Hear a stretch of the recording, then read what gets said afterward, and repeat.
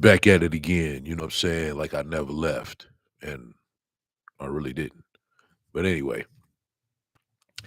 is there any new original music being released? You know what I'm saying? Like, and I can stretch this back for a very long time, you know, in terms of years and even decades, I can say. And the reason I say that, or I'm asking this question, is because a lot of people, or I'm gonna say a lot of music that is exploited and being released and so forth by the machine,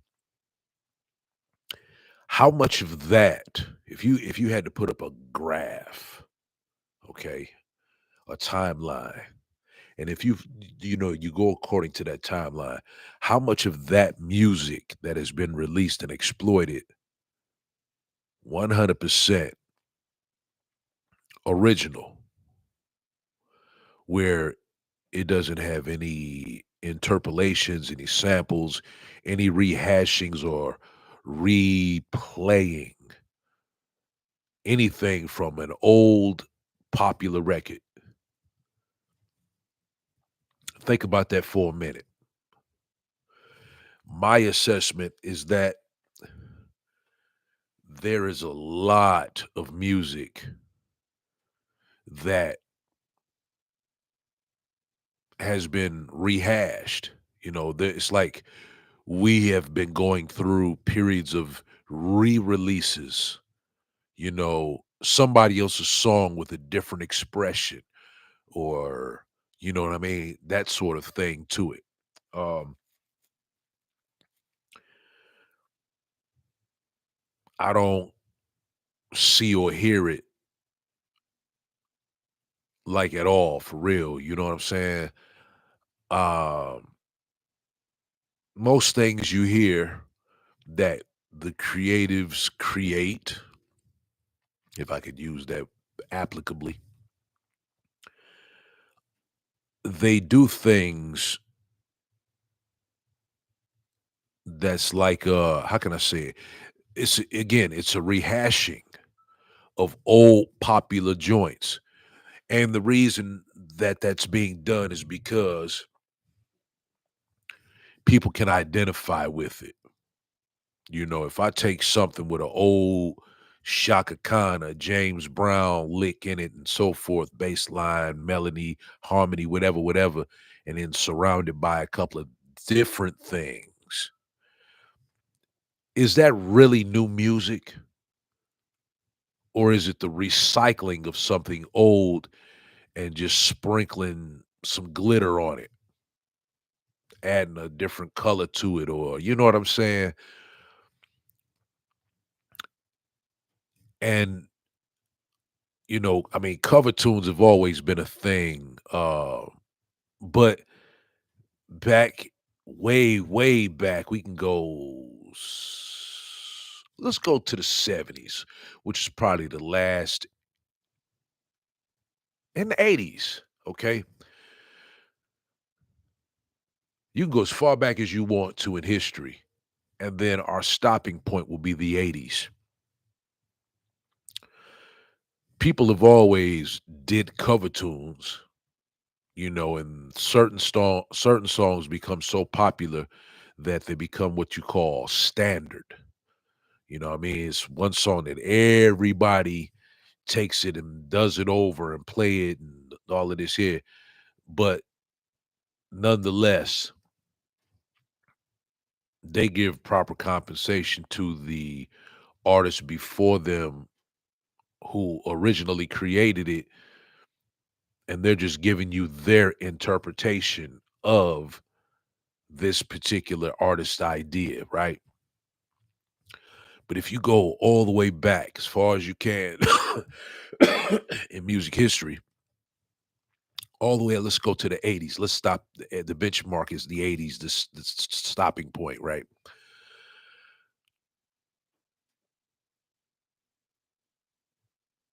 people was like, again, they was doing covers and so forth, but I don't think that the amount of covers that were being done outweighed or surpassed the amount of original music that was created back then. You know what I'm saying? And the reason I stopped at the 80s is because the 80s hip hop was an infant. It was still crawling and just learning how to walk and so forth. And, it was born in the 70s, really the late 60s, you could say. But hip hop was a infant in diapers back then with a pacifier in its mouth. And in its very infantile state, it was just a fun party thing to do where the DJ took 2 records and he would backspin the brakes on each one of them from here to here, and he just kept it going. He was the first sampler. The first loop machine was the DJ because, again, he would loop those sounds on the turntables and just kept it going. And then the MCs would rap on it. You got hip hop, just add water. Okay. So as time progressed and technology made its advancements and so forth, we talk about like in the 80s up into the 90s. Into the 90s, that's when we had samplers. Well, very late 80s, early 90s. Samplers became a household thing, at that point, especially in the early to mid 90s. Samplers were It was no longer considered new technology. This was the thing that you used to make hip hop music. And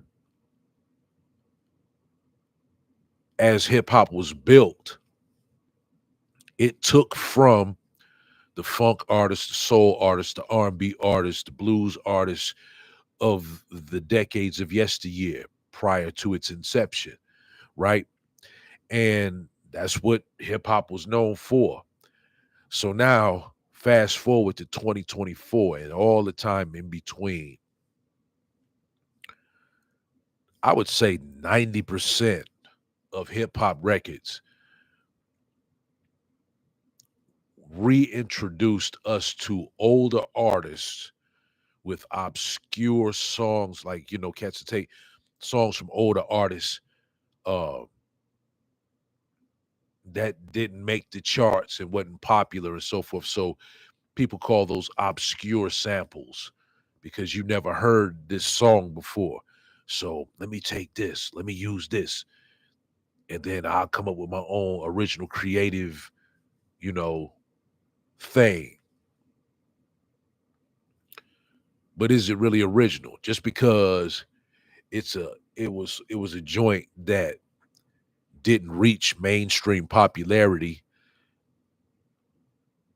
does that really make you original? I mean, we've created that thing in hip hop where, you know, I could use this sample because ain't nobody used this.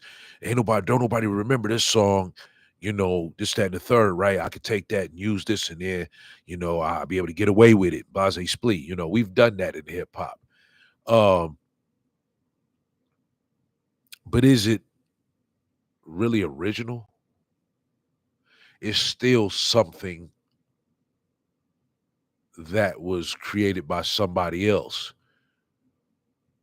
And you took an already created source and put your name on it, said you made it. It's not right, man. It's not right. It's plagiarism in its finest form. It's uh you're lying. If you said that you created it, you took something from somebody else and you used it and rearranged it and you created something with it.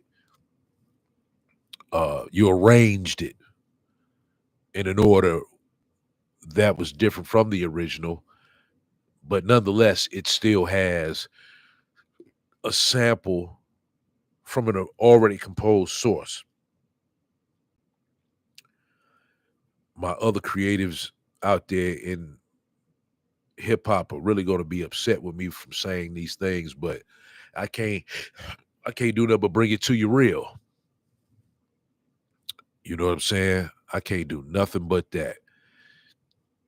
And it is what it is. Anything else, I'd be lying. And I'm not a liar. Not a good liar. No need of lying because it's just too much to keep up with. Shit come back fucking haunt you, you know what I'm saying? And you got to remember too much, this, that, and the third. And then the truth is always going to come out and do it's gonna do a number on you because it's gonna reveal itself and you can't fight against it. Is what it is. You know what I mean? But anyway, getting back to the point of originality in music, again, leave your comments below, roundabout here, wherever, right? You know what I'm saying?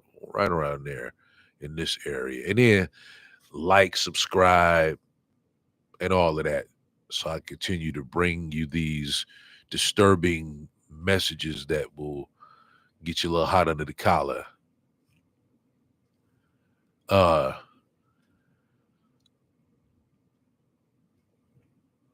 yeah, give me a percentile of what you think in terms of music that is totally 100% original that we've been subjected to, and we're going to stop at the 80s. All right?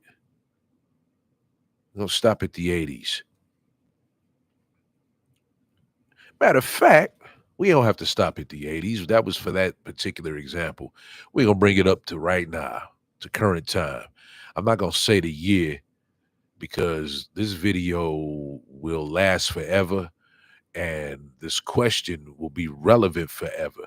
So, at whatever, if y'all listening to this 30, 40 years down the line, I want you guys to pay attention to the answers and your answer as well. And let me know what you think. Let me know what you think, man. You know, so again, like and subscribe, share, tell a friend, have a conversation about it. You know what I'm saying?